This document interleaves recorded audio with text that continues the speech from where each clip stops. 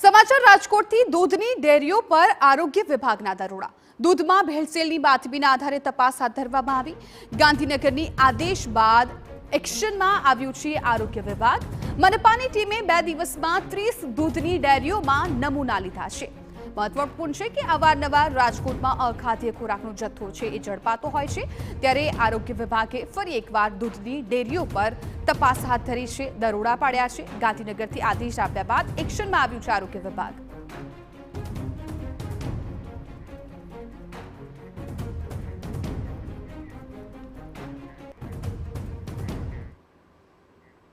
સંવાદદાતા રોનક મજેઠિયા આ મામલે વધુ જાણકારી આપી રહ્યા છે। રોનક, જે રીતે અગાઉ પણ રાજકોટમાંથી અનેક વખત અખાદ્ય જથ્થો છે એ ઝડપાઈ ચૂક્યો છે, ત્યારે ફરી એક વખત આરોગ્ય વિભાગ છે એ તપાસ માટે રાજકોટ પહોંચી ગયું છે। દૂધની ડેરીમાં તપાસ ચાલી રહી છે। તપાસમાં શું વિગતો સામે આવી છે? જિજ્ઞાસા, રાજ્યમાં મોટા પ્રમાણે છેલ્લા કેટલાક સમયમાં દૂધની જે બનાવટો છે, દૂધ અને દૂધની બનાવટો તેમાં મોટા પ્રમાણમાં ભેળસેળ છે તે સામે આવી રહી છે। તેને લઈને ગાંધીનગરથી જે આદેશો છૂટ્યા છે તે પ્રમાણે તમામ મહાનગરપાલિકાઓ અને નગરપાલિકાઓનો આરોગ્ય વિભાગ છે તે દૂધની મોટી ડેરીઓ જે આવેલી હોય છે ત્યાં ચેકિંગ કરી રહ્યો છે। અને રાજકોટમાં પણ છેલ્લા 2 થી 3 દિવસથી આ કામગીરી છે તે ચાલી રહી છે। અને જે મોટી દૂધની ડેરીઓ છે, મોટા પ્રમાણમાં જે દૂધનું વિતરણ કરતી હોય છે, ત્યાં આ ચેકિંગ છે તે હાથ ધરવામાં આવ્યું છે। આપણી સાથે આરોગ્ય અધિકારી છે, તેમની સાથે વાત કરશું।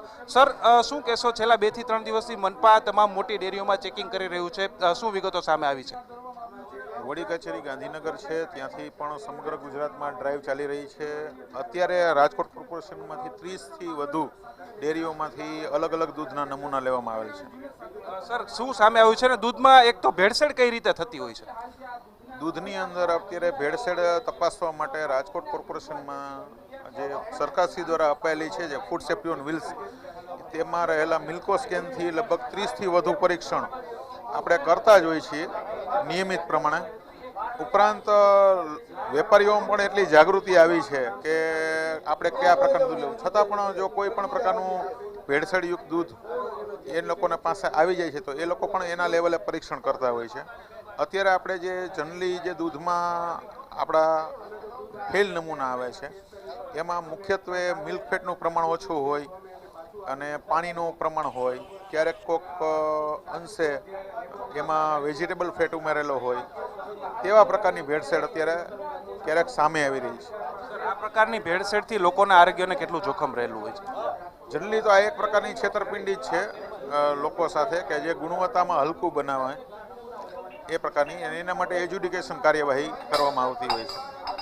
બિલકુલ, આરોગ્ય વિભાગ દ્વારા જે પ્રકારે કાર્યવાહી દૂધની બનાવટો છે તેમાં છેલ્લા કેટલાક સમયથી ભેળસેળનું પ્રમાણ ખૂબ જ વધ્યું છે, અને આ દૂધની બનાવટોનો ઉપયોગ પણ સૌથી વધુ લોકો જીવન જરૂરિયાત વસ્તુઓમાં પોતે કરતા હોય છે, અને તેને લઈને જ આરોગ્ય વિભાગ પણ હવે સતર્ક થયું છે। છેલ્લા કેટલાક સમયથી રાજ્યભરમાં દૂધની બનાવટોની જે ભેળસેળ છે તેમાં ભેળસેળની ફરિયાદો છે તે ખૂબ જ વધી હતી, અને તેને લઈને જ હવે રાજ્યનું આરોગ્ય વિભાગ છે તે સતર્ક થયું છે, અને તમામ જગ્યાએ છે તે આદેશો આપવામાં અત્યારે આવી રહ્યા છે, અને તેને લઈને જ હવે તમામ રાજકોટની મોટી ડેરીઓ છે ત્યાં અત્યારે જે કાર્યવાહી છે તે ચેકિંગની કાર્યવાહી કરવામાં આવી રહી છે। અન્ય પણ આરોગ્યના વિભાગના લોકો છે, તેમની સાથે વાત કરશું।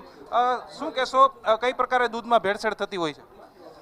દૂધમાં અત્યારે નમૂના લેવા આવી રહ્યા છે, ત્યારબાદ એ લેબોરેટરી મોકલાવશે। મુખ્યત્વે દૂધની ભેળસેળ જોવા જઈએ તો એમાં પાણી ઉમેરવામાં આવતું હોય છે, અને તે સિવાય કંઈ ફોરેન ફેટ ઉમેરવામાં આવતા હોય, બહારથી કંઈ એવી વસ્તુ ઉમેરવામાં આવતી હોય, જેને કારણે ફેટનું પ્રમાણ ઊંચું જતું હોય છે।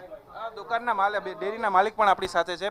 શું કહેશો, તમારી આજે દરોડિયાની કાર્યવાહી થતી હોય છે, તમને તો આ બધી વસ્તુની ખબર હશે કે દૂધમાં કઈ રીતે ભેળસેળ થતી હોય છે, અને લોકોએ શું ધ્યાન રાખવું જોઈએ? અમને ખબર ન હોય કઈ રીતે ભેળસેળ કરતા હોય, પણ ભેળસેળવાળું અમે દૂધ ચેક કરતા હોઈએ, પણ અમને કોઈ પ્રકારની ભેળસેળવાળું દૂધ અત્યાર સુધીમાં મળેલું નથી। તમે કોની પાસેથી દૂધ, કારણ કે આટલું બધું દૂધ તમારે પોતે તો નહીં, દૂધ ગામડેથી દૂધ મગાવી, ચોટીલા પાસે મૈકા ગામથી અમારું દૂધ આવે છે, વર્ષોથી એક જ દૂધવાળો છે, અમે કોઈ દૂધવાળા ફેરવતા નથી।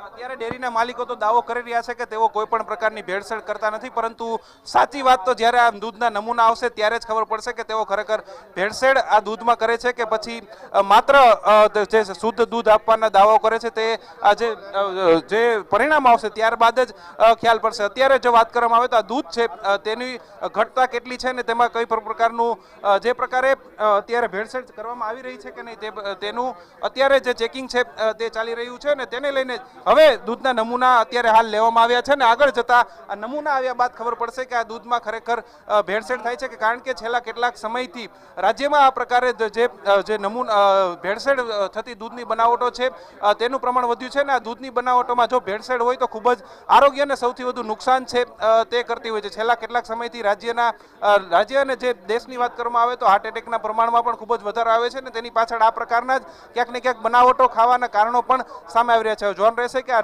રિપોર્ટ ક્યારે આવે છે. સૌથી મોટી વાત તો એ છે કે આ તમામ પ્રકારના રિપોર્ટ તો લેવામાં આવે છે પરંતુ તેના રિપોર્ટ છે તે 3-3, 4-4 મહિના આવતા હોય છે ને ત્યાં સુધી આ લોકો ભેળસેળિયા તત્વો છે તે બેફામ પોતાનો ધંધો કરતા હોય છે. હવે જરૂરી બન્યું છે કે આ પ્રકારના રિપોર્ટ છે તે જલ્દીમાં જલ્દી આવે ને આ પ્રકારના ભેળસેળિયા તત્વો સામે કાર્યવાહી તાત્કાલિક થઈ શકે. બિલકુલ રોનક, આભાર સમગ્ર માહિતી બદલ. હાલ તો આ તમામ ડેરી ધારકો છે તેઓ કહી રહ્યા છે કે દૂધમાં કોઈ પણ પ્રકારની ભેળસેળ નથી કરવામાં આવી, પરંતુ આરોગ્ય વિભાગ અત્યારે આ દૂધના સેમ્પલ છે લઈ રહ્યા છે. સેમ્પલનો રિપોર્ટ આવ્યા બાદ સાચું કારણ સામે આવશે.